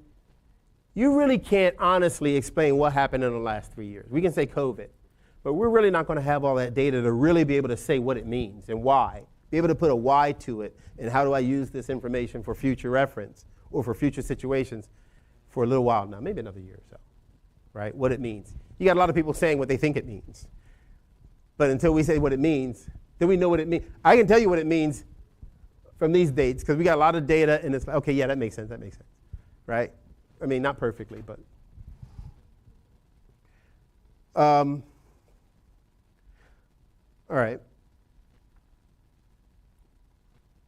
Population during the same time has grown 5-fold. Household formation and real incomes, many times that, right? The increase in housing, right? Not for everybody. And a lot of supply has been added. So this chart suggests that building costs have increased in terms only very modestly, less than 0.5% a year, and not at all since 1970. Am I looking at the right one? This is, oh yeah, home prices, okay. So the likely shape or the likely change in the level of the long-run supply curve in U.S. real estate markets several historical and geographic factors. We have to consider those, right? A fundamental consideration is that, excuse me, the United States is, relative to many other nations, a land-rich country, or at least we think we are, right? As part of our social and political culture. It kind of is. We have a lot of land in this country. I've driven across this country there's a lot of nothingness out there, right? We have a lot of land in this country. Why am I talking about that? As a result of that, in the U.S., urban land use expansion is relatively lightly controlled. Everybody say, yeah, we'll grow. Yeah, build it, right? Right? I mean, look at where we are. I remember I came to this area the first time thinking about living here. I think it was the late 90s, right? And Northern Virginia. Leesburg was like, man, that's too far. It wasn't nothing between Leesburg and what? I don't remember where I don't remember where I remember seeing civilization. I remember that year because my kids, my ex moved here and the kids, and I'm thinking, let me come there. DC's nice. Yeah, let's go. But they lived in Howard County. Like, I want to live up there. I want to live in Virginia. I came down here and I'm looking at, what did we have back then? Apartment Guide, right? I'm looking at prices. Oh, wow. I like these prices. Leesburg, where's that? And I wasn't trying to be close to anything. I just wanted to, but I drove from there. And I was like, man, I almost turned around before I got there. Compared to now, let's say just between DC and Leesburg, Route 7, compared to 10 years ago. Or was it 10, the 2000s. Completely different. The point I'm making here is land use expansion is pretty much approvable in most cases. Cities want to grow, right? Cities and governments and counties, they want to grow because growth means money, right? So, and massive transportation, telecommunications, all this stuff, it affected the development of our expressways, right? 28, when was it? When did we get 28? I mean, it used to be like stop signs, right? Right? This is growth. And this is where we find opportunities. This happened pretty much everywhere. Most of the cities that had space to grow, they grew. The result opened up huge tracts of land for urbanization and ex-urban development by making all points readily accessible or serviceable for living or working. Think right now, Ashburn, Aldie. Look at all the growth there. Not just growth. Look at the huge tracts of land that are available right now for growth. It's a lot, right? Just between here and Leesburg, right? And even beyond. They're available for growth, right? So as a result, the supply of land hasn't been fixed in most metro areas, but able to grow and expand with the demand, period. Large quantities of lightly used land still remain in and around many U.S. cities. So the effect of this expansion, urban land, is really pronounced close to, the closer you get to the central business district. In our case, that usually means D.C. But we're getting a lot more central business districts even out here, right? Reston is a central business district. Even Herndon, they got two, you know what I mean? So it's, even the definitions that I'm telling you, they're starting to dissolve how we define stuff, right? And which also means how we look at opportunities and how we look at how investors are going to look at things and make decisions. All right. I'm sorry about this slide in advance. It's pretty bad. I couldn't find a better one, so I had to take a picture. So what it shows here is Class A office rents in Manhattan from 1988 to 2010. What I want you to see here is that rents here are not the same. They're not for the same type of properties or the same even quality. In fact, they reflect the average asking rents within the changing stock of Class A properties in Manhattan. Remember, so that evolves. When it's brand new, it's Class A. And depending on where you are, when does it become Class B? When the newer stuff comes, right? So the point is, the numbers, the data here is based on changing numbers, right? A building that's Class A today, maybe, you know, at the next time period, which I can barely see, is plenty of time for new construction, right? And removing older buildings that drop from, like I said, Class A status, right? Same building or same property rents tend to track below the market averages represented here. I didn't add this, and I want to say this real quick. A big problem we see out there, or an opportunity for us, problems equal opportunities. When people start talking about numbers with investors, you know, you do a pro forma, you're talking about, right, and you're going to sell it at this price. They're using averages. The problem with averages is, how much of that is over here, I lose money? How much is that over here? And if you don't tell that story, your numbers don't mean anything. Why is that an opportunity? Because for the last 3 years, this is what most people do. I mean on the commercial side, right? It didn't matter, right? The sellers knew what they wanted to do, or whatever. It didn't matter. I do it different. I try to talk about here's what the average looks like. What do you really want to know is, what's my probability of losing money, right? Anyway, in general, unless you have a good and specific reason to believe otherwise, it's probably safe to assume that the shape and the supply function is similar to the middle line, as I talked about. All of that to say that. Let me see. Okay, that's just a definition. That's it. That's Unit 1, right? Or Part 1 of Unit 1. When in there, I went longer than I expected to. So I just want to review real quick. I described the two major types of markets relative to analysis of commercial property, right? Space market, asset market. I didn't describe asset market yet. We did space market. Space market is the more fundamental of the two, in the sense that the space market determines the cash flows properties can generate. And these cash flows underlie any value the property asset can have. This is important for if you're representing tenants or landlords or buyers or sellers. When we're going to represent a tenant, talk to your client about what it means to the landlord, because they're not thinking about that. Why does the landlord have this property? To make money. So when you say, I only want a 2-year lease, right? Because we can pretty much figure out what this landlord needs to make from that property, or we can just ask them, right? By talking to the listing agent. They have a price. And let's say, but that price was for a 5-year lease. And you say, I want to do a 2-year lease. Well, how can that landlord still make that money? Because he has a margin that he's trying to make, right? Knowing that helps you help your client negotiate. Well, can we do that? I really like that one. Can we do it for $4,000 instead of $5,000? Here's how we can ask for it. Don't just go back, hey, they want to pay $4,000. No, the landlord might say yeah to $4,000 if instead of a 5-year lease, maybe it's an $8,000. I don't know what the numbers are going to make sense to him, but there's a number in there, right?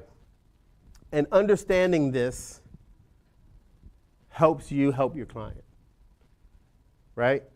So in introducing these two markets, I did some of these I presented. Basic analytical tools. We're going to get to that in the next class 2 weeks from now. You guys have any questions?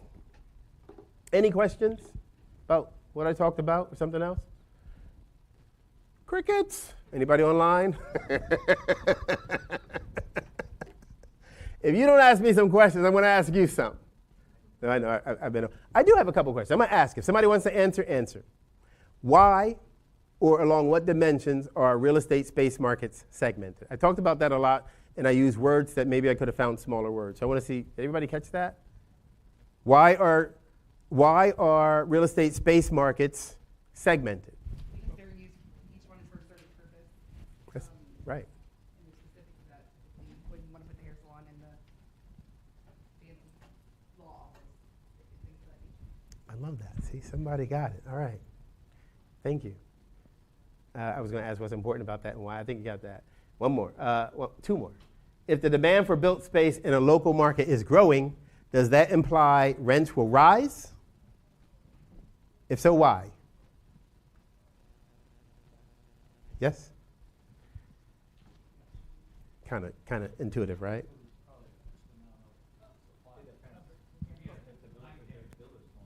It depends. Then that changes. It depends. I said demand is growing. I didn't say anything about supply. Right? Right. It depends. Why is there a difference between rent changes in the short run and the long run? What's the difference? Why differentiate between the two? Why differentiate between, I'm talking to you, you're an owner, you're a landlord, right? You have to, why should we, why differentiate between rent changes, increases or decreases, in the short run or the long run? You can make whatever assumptions you want about short run, long run. Short run, 1 or 2 years. Long run, 5 to 10, whatever that is, right? Why should we differentiate between rent changes? Because it affects the profit you're going to make. There's that conversation about your tenant who, landlord wants 5-year lease, you want to do it too. Right? Why should he be considering this number? That's why he's differentiating. They're throwing it into their calculator. They're also including, okay, I got to pay to release this space. Right? They're throwing all that in. But there's still a number, you can make it work. Well, can you pay $3 more a square foot? What's that a month? I can do that. Right? And you can still make the deal work. I had some cap rate questions. Those are too easy. That's it. All right, guys. I'm done. Thanks for coming. I know I put you to sleep. It's hard. It's hard to do this in an exciting way. Because it's math. It's numbers. And I'm going to tell you, I know in high school, man, I hated math. I just didn't want to sit still that long and figure it out. And I went to school. I'm old.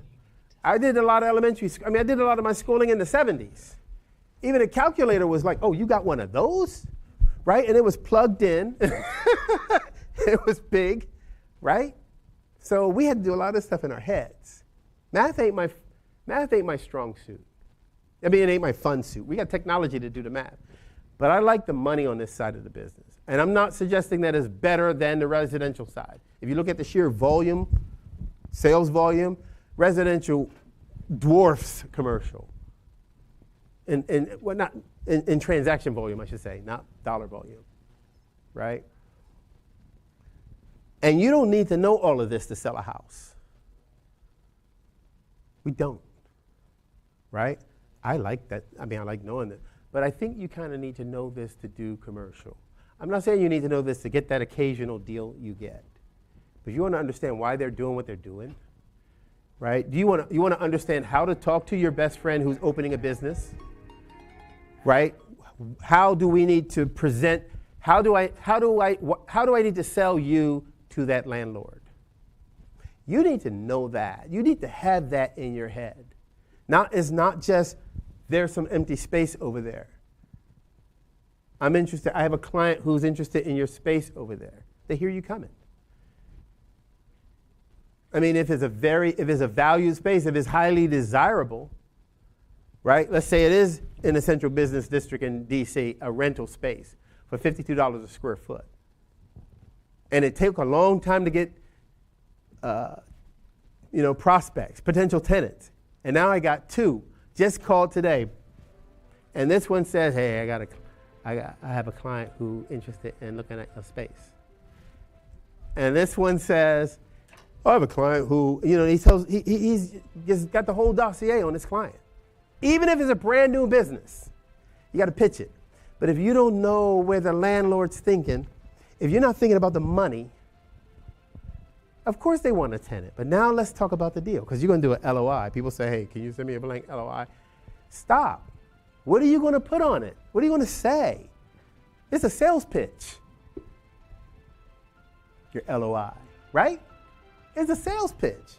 Hey, we want to do this deal like this.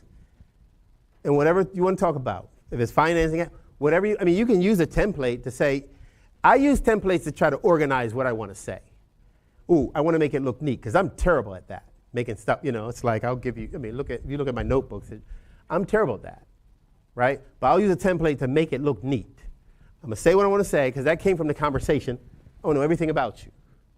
New business. Okay, great. Why do you think? Tell me about the business. Oh, cool. Restaurant. What you selling? You know what I mean? What's on the menu? Oh, that's interesting. How much are you going to charge for those? I'm very subtle in asking this. But sometimes asking, oh, here's our menu right here. Plus, check. Right? You want to bring something real to the deal. You want to know if the deal is real before you bring it. You want to know if it's real before you get off the phone and go out and look for. I want to know it's real before I log into LoopNet, CoStar, or whatever the heck I'm going to log into. I want to know I got something. Why are you looking over there? Why do you like this area? What is it about, this street, this block that why do you like this space? If they don't know, oh, I just drove by, I saw a sign. I still want to know, well, why do you like this area? Well, I just saw the sign, I'm just curious. Oh, you're curious about what it costs to get in? Okay, what price are you looking for? I want to quickly filter out, I just want to know. Because I got a response for that, but it ain't getting out of my chair. Anyway, I'm done, guys. I'm done. I just got this, put some tape on my mouth to stop me from talking. I'll keep going. But, we good? You still recording? All right. Thanks for coming, guys. Quick feedback. I don't know, is this subject something that you think you need to bite onto? So it's going to be on the nest. I appreciate you guys coming because that kind of helps me look at people, right? And engage. And if you have questions, please bring them. Bring them. They don't have to be exactly about, especially like early, bring your questions. Because sometimes I think usually when I try to bring an answer, I try to bring an answer through your own head, right? Because you have to think about it. You have to think about, what am I doing for my client? Other than, my brother-in-law is about to open a new restaurant, and where can I get the form? Well, how are you going to help your brother? What do you want to do for him? Because if you tell me that, if we know that, we can write out, we can, I'm not saying write contracts, but we can get the form part, that's not a bottleneck. A lot of calls I get from agents is about these forms. It's not a bottleneck. Meaning, you know what I mean by bottleneck. That's not where you're going to get jammed up in your deal. It's not the form. You're getting jammed up because you don't know a lot of stuff. And the reason your deal doesn't close is somewhere in that population of I didn't know. I'm telling you, deals don't close because it was something you didn't know. It's a way to know. It's a way to know. Is this a deal? And even you can help your client. It might not be a deal. Talk to them about why this is not a good deal for them. Not just, hey, I need $50,000 commissions for every time to walk out the house. I'm not going to tell my client that, right? I mean, if that's the case, I'm going to say, you know what? I know agents who specialize in this. Let me get you with somebody. And I'll find them somebody who actually knows how to do that. If you don't know how to do it, that's another part. As director here, when agents call me, and I get a lot of calls, hey, Aladdin, I got a commercial deal. I don't do commercial. Who can I work with? I don't want to just pick one of the guys or gals who just raise their hand and say, I do commercial. I don't know what they do. If that's one of you, let me know what you do. Share your deals. I don't mean share with the money. You get a listing, man, there's other people in your office doing commercial. They need to know what your deal is. We're not looking in the MLS to say, hey, what Samson list today. If I'm selling an apartment building, I want to call you because I know you buy apartment buildings or you work with clients who are looking for apartment buildings. Right? I want to be efficient.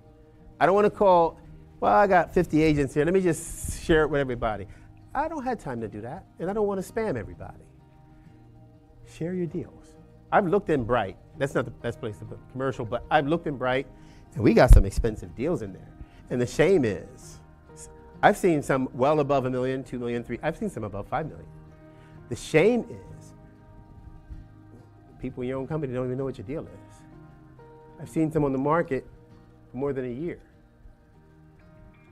And some of them I couldn't understand what it was, and some of them I went and looked at and was like, wow, I can't understand why this was on the market for a year. And it wasn't horribly priced. It wasn't horribly priced. Right? And I'm talking about apartments. And in the last 2 years, how do you horribly price an apartment? I don't think you can. At least past tense, right? Because buyers who want apartments, they are going to call you. I like this. You're way out of line with that price. It should be here. Here's why. Right? Because who couldn't sell an apartment building in 2021, 2022? Who can't sell an apartment building? Just show up. If you can get the listing. But my point is, the way I used to do it, the companies I worked with before, the commercial firms, when we got a listing, let's say this is our firm. 1, 2, there's only 6 of us in here. We had some regular time when, okay, what you guys do last week? Oh, I got this listing, and we're pitching. How do I make money on this deal?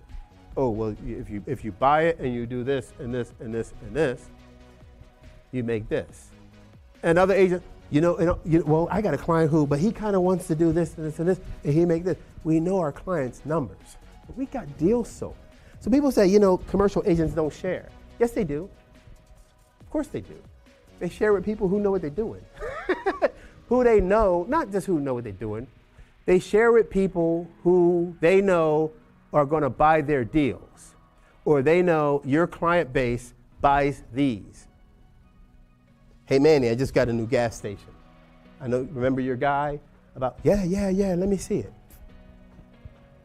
And Manny gets the pitch. Yeah, one of my colleagues in my office is about to put this gas station on the market tomorrow. You like, right? That joint is sold before we finish writing up the OM. I'm telling you, that's how it works. We can't random do this. I get this listing, pop it in MLS, see what happens. Or, hey, Aladdin, how do I sell it? Dude, I don't know. Right? When I sit down with somebody, I'm talking to them and I'm learning from them how I'm going to sell it. Because now I know. And I'll ask if it's like an investment property. I'll ask them, who you think is going to buy this? And usually they know. Well, why aren't you doing that? Right? Well, I'm trying to do this. Whatever their reason is, doesn't matter. But at least they understand why different investors pay different prices for the same asset. So this question, what are the comps? What should I list it for? Dude, who are you selling it to? That's my question. First, let's know who we're selling it to. Then we look at comps. Because now we know which comps to look at. Or even if there's no comps, if I can tell you or tell my buyer investor, you need to make, and they got a dollar amount, I need to make this for this reason. Look, here's a deal. I know you only buy single tenant net lease properties with bank tenants. But this one right here has a Walgreens. And here's how you make money on that deal. Right? Their current rent, they have a 15-year lease. Rent bumps are here, boom, boom, boom. You buy it at here, you're financing here for this rate. And I got a spreadsheet where I just can plug in numbers. I got a spreadsheet for shopping centers. I got a spreadsheet for office, because the numbers are different, right? And it's not like I got all that stuff in my head. These math formulas we're going to learn, that ain't in my head. It's in my spreadsheet, though. And I can pop in a number, right? And I can tell that client, you know what? You need to sell this one, because if you sell this one, here's what you're going to walk away with if you get this price or this price. And you can take that and do a 1031, and then you hold it for this amount of time, and you're going to make this. And I know all his numbers or her numbers. And they think I'm a genius. And I'm just a guy with an Excel spreadsheet. You know what I'm saying? Who has an understanding of what these numbers mean. I ask investors, what do you need to make? And they might say 1%. Sometimes they say, I need an 8% cap rate. That don't tell me how much you need to make. Cap rate tell me how much either the trailing 12 months or the forward-looking 12 months, the income divided by the sale price. That's 1 year. Not many commercial investors buy properties for 1 year. There's a holding period. Cap rate tells one thing, but that's not going to tell how much money you're going to make. You understand? Right? And it's real numbers. And a lot of investors don't use the numbers, and that's okay. I'm not saying they're bad or dumb. It's not that. They go with, I got to feel, I think I make money here. A lot of times they do. A lot of times they can make more. Right? They can do it different. I talk to folks, hey, I'm never selling this. I'm going to save it for my kids. How old are your kids? Like 8. And then my real self pops in. I'm like, dude, you think your kid, and when are you going to give it to them? You think they want this? Because I'll say that because I know there's some things they don't like about it. Dude, you got a toolbox in the back of your car. Your kid wants that? That's what you want to leave to your kid? I think what you want to leave to your kid is the money, is the finance, is the wealth. Let me show you how we can do that. Right? And I got my thing up. You buy here, you sell here for this price. Da, da, da, da, da. That's how it works. I mean, that's how you do it. And you bring value to people who didn't know. Even the ones who, Al, I sell like 25 of these properties every year. Cool. I really want to do business with him. Now how do I do that? I still need to know my stuff, right? Because that person can tell me, okay, here's what I'm looking for. That lease with this, you know, at this cap. Yeah, I know the caps are that, but I don't pay that.